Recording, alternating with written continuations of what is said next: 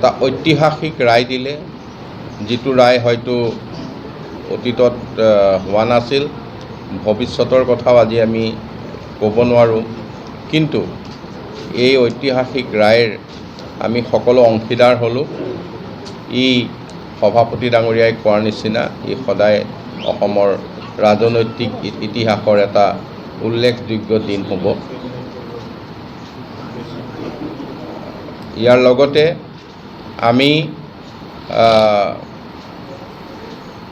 আপোনালোকৰ সংবাদ মাধ্যমক ধন্যবাদ জ্ঞাপন কৰিছোঁ, কাৰণ আপোনালোকে গোটেই সময়ছোৱাত ৰাইজক এখন প্ৰকৃত ছবি দাঙি ধৰি গোটেই আজিৰ দিনটো অহাত সহায় কৰিলে। ইয়াৰ উপৰিও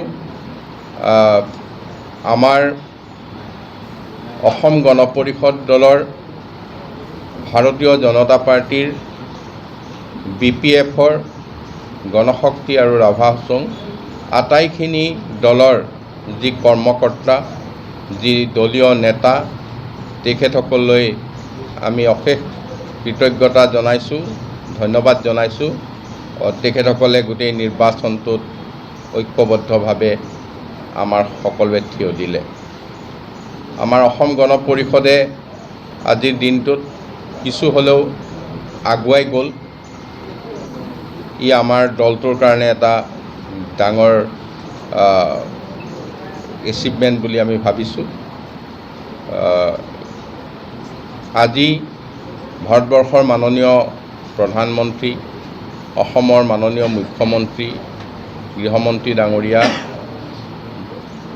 আমাৰ দলীয় সভাপতিসকল সকলোৱে এই নিৰ্বাচনটোৰ ক্ষেত্ৰত আমাক সহায় কৰিলে, আৰু মুখ্যমন্ত্ৰী ডাঙৰীয়াই একেবাৰে ফ্ৰণ্টত থাকি যি নেতৃত্ব বহন কৰিলে, ই আমাক বিগত দিনৰ চৰকাৰখনৰ সুফলৰ লগতে ভৱিষ্যতৰ যি আশা, সেই আশা পূৰণ কৰিব বুলি ৰাইজে নিশ্চিত হ'ল, আৰু তাৰ কাৰণে আমি এইখিনি পালোঁ। গতিকে মাননীয় মুখ্যমন্ত্ৰী ডাঙৰীয়াকো আমি বিশেষভাৱে অসম গণ পৰিষদ দলৰ তৰফৰ পৰা ধন্যবাদ আৰু কৃতজ্ঞতা জ্ঞাপন কৰিছোঁ। গতিকে এই ক্ষেত্ৰত মই ইমানখিনিয়ে আপোনালোকৰ ওচৰত ৰাখি পুনৰবাৰ সাংবাদিক বন্ধুসকলক আমি আকৌ এবাৰ ধন্যবাদ জ্ঞাপন কৰিছোঁ। আমি আগৰ পৰা কৈ আহিছিলোঁ যে পূৰ্বতকৈ অসম বিধানসভাত আমাৰ শক্তি বৃদ্ধি পাব আৰু আমি ডাবল ডিজিট লাভ কৰিম, আৰু সেইটোৱে হ'ল। মই অসমৰ জনসাধাৰণক বহুত বহুত ধন্যবাদ আৰু কৃতজ্ঞতা জনাইছোঁ। ধন্যবাদ আৰু কৃতজ্ঞতা জনাইছোঁ ভাৰতীয় জনতা পাৰ্টী, অসম গণ পৰিষদ, সন্মিলিত গণশক্তি অসম, BPF আৰু ৰাভা সংঘকে ধৰি আমাৰ মিত্ৰ দলৰ সমূহ কৰ্মকৰ্তাক। আমি আগৰে পৰা এটা কথা কৈছিলোঁ যে এইবাৰ NDA অপ্ৰতিৰোধ আৰু পূৰ্বতকৈ অধিক আসন লৈ এইবাৰ BJP নেতৃত্বত মিত্ৰজোঁটৰ চৰকাৰ ৰাজ্যখনত হ'ব। আৰু আমাৰ এই বক্তব্য আছিল এইকাৰণেই যে যোৱা দিনবিলাকত মাননীয় মুখ্যমন্ত্ৰী ডক্টৰ হিমন্ত বিশ্ব শৰ্মা ডাঙৰীয়াৰ দূৰদৰ্শী সবল নেতৃত্বত ৰাজ্যখনত যিমানখিনি উন্নয়নৰ কাম হ'ল, গতিকে জনসাধাৰণে উন্নয়নৰ সপক্ষে নিশ্চয় ৰায়দান কৰিব। যোৱাকালি যি ফলাফল ওলাল, এই ফলাফল সৰ্বসাধাৰণে এক ধৰিব নোৱাৰা আচলতে ফলাফল, এক অভূতপূৰ্ব ফলাফল, আৰু এই ফলাফল অসমৰ ৰাজনৈতিক ইতিহাসত নিশ্চয় সোণালী আখৰেৰে লিখা থাকিব। মই অসমৰ সমূহ জনসাধাৰণক NDAৰ সপক্ষে এনে বৃহৎ ৰায়দানৰ বাবে ধন্যবাদ জনাইছোঁ। ধন্যবাদ জনাইছোঁ অসমৰ মাননীয় মুখ্যমন্ত্ৰীক। তেখেতৰ যি কঠোৰ শাৰীৰিক মানসিক পৰিশ্ৰম যোৱা দিনবিলাকত আমি সকলোৱে প্ৰত্যক্ষ কৰিলোঁ, তাৰ এই ফল। আৰু দেশৰ মাননীয় প্ৰধানমন্ত্ৰীয়ে আমাৰ ৰাজ্যখনৰ লগতে উত্তৰ পূৰ্বাঞ্চলৰ উন্নয়নক সদায় অগ্ৰাধিকাৰ দি আহিছে। তেখেতৰ সবল গাইডেন্সত, অমিত শ্বাহ ডাঙৰীয়াৰ সবল গাইডেন্সত আজি ৰাজ্যখনত যিমানবোৰ উন্নয়ন আৰু বিকাশ হ'ল, এনে বিকাশ আৰু উন্নয়ন অসমৰ মানুহে কেতিয়াও দেখা নাছিল। মুখ্যমন্ত্ৰীৰ সপোন যে আমাৰ ৰাজ্যখন দেশৰ অগ্ৰণী 5খন ৰাজ্যৰ তালিকাত অন্তৰ্ভুক্ত কৰিব লাগে, আৰু সেই দিশেৰেই চৰকাৰখন যোৱা সময়ছোৱাত দ্ৰুতগতিত ধাৱমান হৈছিল। আৰু এই নিৰ্বাচনী ফলাফলে মাননীয় মুখ্যমন্ত্ৰীক আৰু আমাৰ আটাইকে শক্তি দিছে, সাহস দিছে, দুগুণে উৎসাহ বৃদ্ধি কৰিছে। আৰু আমি নিশ্চিত যে মাননীয় মুখ্যমন্ত্ৰী ডক্টৰ হিমন্ত বিশ্ব শৰ্মা ডাঙৰীয়াৰ নেতৃত্বত অনাগত 5টা বছৰত ৰাজ্যখনৰ দ্ৰুত বিকাশ সম্ভৱ হ'ব। তেখেতৰ যি সপোন আছিল যে আমাৰ ৰাজ্যখন দেশৰ অগ্ৰণী 5খন ৰাজ্যৰ তালিকাত অন্তৰ্ভুক্ত হ'ব লাগিব, আৰু সেই সপোনে নিশ্চয় সাকাৰ ৰূপ পাব। মই বেছি আজিৰ দিনটোত নকওঁ, আৰু মই বিশ্বাস ৰাখিছোঁ যে ইনফ্ৰাষ্ট্ৰাকচাৰেই হওক বা বেলেগ বেলেগ খণ্ড, কৃষি খণ্ড, শিক্ষা খণ্ড, স্বাস্থ্য, লোক নিৰ্মাণ, ইৰিগেশ্যন, এই সকলো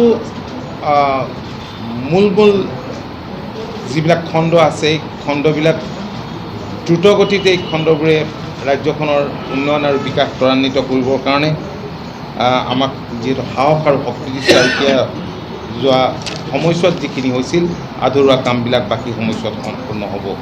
আৰু এটা কথা ৰিজাল্টে প্ৰমাণ কৰিলে যে কংগ্ৰেছৰ ভৱিষ্যত শূন্য হ'ব, কাৰণ কংগ্ৰেছে আমাৰ ৰাজ্যখন দীৰ্ঘদিন ধৰি শাসন কৰিছিল। এই কথা আমি সকলোৱে কৈ আহিছোঁ। স্বাধীনতাৰ পিছত দীঘলীয়া সময় আমাৰ ৰাজ্যখন শাসন কৰিবৰ কাৰণে কংগ্ৰেছক অসমৰ জনসাধাৰণে সুবিধা দিছিল। কিন্তু আমি যোৱা দিনবিলাকত প্ৰত্যক্ষ কৰিছিলোঁ যে এটাই লক্ষ্য, কেনেকৈ নিজৰ ভোট বেংক শক্তিশালী কৰিব পৰা যায়। দুৰ্নীতি ভ্ৰষ্টাচাৰৰ কথাটোতো আছেই, বিদেশীৰ অবাধ প্ৰব্ৰজনক সদায় উচতনি দিছিল। এতিয়াও কংগ্ৰেছৰ সেই চৰিত্ৰ যোৱা নাই, আৰু সেইকাৰণে নিৰ্বাচনী ফলাফল এনেধৰণৰ হৈছে। আৰু বাকী যিকেইটা আঞ্চলিক দলে প্ৰতিদ্বন্দ্বিতা কৰিছিলে, যিকেইটাই আমাৰ নামৰ দৰে প্ৰায় একেধৰণৰ নাম লৈছিলে যে অসম গণ পৰিষদক এটা ৰামটাঙোন দিওঁ, আচল আঞ্চলিক ৰাজনৈতিক দল সেই দলটোক অসমৰ মানুহে ৰিজেক্ট কৰিলে। কাৰণ 860জন শ্বহীদৰ হত্যাকাৰীৰ লগত যেতিয়া কোনোৱে আঞ্চলিক দলৰ নাম লৈ পেলাই সম্পৰ্ক কৰে বা ঐক্যবদ্ধভাৱে নিৰ্বাচনত অৱতীৰ্ণ হয়, তাৰ ফল যে এনে হ'ব আমি পূৰ্বে ধাৰণা কৰিছিলোঁ। আৰু সেইকাৰণেই এইবাৰ আপোনালোকে সকলোৱে দেখিলে যে 82 ভাৰতীয় জনতা পাৰ্টীয়ে পালে, অসম গণ পৰিষদে 10খন আসন পালে, পূৰ্বতকৈ এখন আসনৰ সংখ্যা বৃদ্ধি হ'ল। BPF 10খন পালে, তৃণমূল কংগ্ৰেছে 1খন পালে, আৰু AIUDF 2খন পাইছে, আৰু AJP এটা বিগ জিৰ' পাইছে। মই আৰু বিশেষ আজিৰ দিনটোত একো নকওঁ। আজি ভাৰতীয় জনতা পাৰ্টীৰ কাৰ্যালয়লৈকে আমি যামগৈ 4টা বজাত। ভাৰতীয় জনতা পাৰ্টীৰ নেতৃত্ব তাত উপস্থিত থাকিব। ভৱিষ্যতৰ দিনত আমি আকৌ লগ পাম। আমাৰ যি 10গৰাকী সতীৰ্থ, কেশৱ মহন্ত ডাঙৰীয়া আছেই, আৰু বাকী যিকেইগৰাকী গত নিৰ্বাচনত জয়ী হৈছে, তপনেতো বহুত মাৰ্জিন লৈ জয়লাভ কৰিছে। তপন দাসে ঠিক আমাৰ গুৱাহাটী মহানগৰৰ কাষতে হাজোৰ প্ৰকাশ চন্দ্ৰ দাস আছে। তেজপুৰত পৃথ্বীৰাজ ৰাভা, টিয়কত বিকাশ শইকীয়া, বজালীত ধৰ্মেশ্বৰ শইকীয়া, ৰয়, বঙাইগাঁৱত দীপ্তিময় চৌধুৰী, বৰপেটাত দীপক কুমাৰ দাস, বিলাসীপাৰাত জীৱেশ ৰয়। তাৰ ভিতৰতেই এবাৰ নতুন কেইবাগৰাকীও আহিছে। আমি আগতে বিধায়ক হৈ থকা মই, অপন্ত, পৃথ্বীৰাজ ৰাভা, দীপ্তিময় চৌধুৰীৰ বাহিৰে বাকী 6গৰাকীয়েই নতুন। মই তেওঁলোক আটাইকে আন্তৰিকতাৰে অভিনন্দন যাচিছোঁ।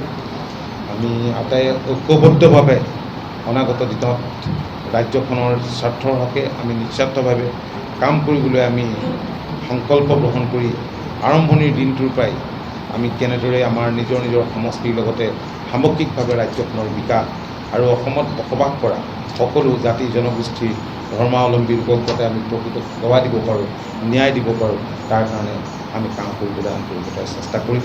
মই আমাৰ দলৰ মাননীয় কাৰ্যকৰী সভাপতি কাকত মহন্ত ডাঙৰীয়াকে ধৰি মই কেওগৰাকী আমাৰ নৱনিৰ্বাচিত সতীৰ্থক আন্তৰিক শুভেচ্ছা জনাইছোঁ আৰু অভিনন্দন জনাইছোঁ। আৰু আপোনালোকেও আজিৰ দিনটোত আমাৰ সৈতে অংশ লোৱাত আপোনালোককো বহুত মই ধন্যবাদ জনাইছোঁ। অসমৰ ৰাইজক আমি আপোনালোকৰ জৰিয়তে অশেষ ধন্যবাদ আৰু কৃতজ্ঞতা জনাইছোঁ। ৰাইজে নখ জোকাৰিলে নৈ বৈ বুলি এটা কথা আছে। অসমৰ জনসাধাৰণ ৰাজনৈতিকভাৱে খুব সচেতন। যোৱা দিনবিলাকত আপোনালোকে প্ৰায় এমহীয়া চৰকাৰ এখন দেখিলে, তাত মন্ত্ৰীকো দেখিলে,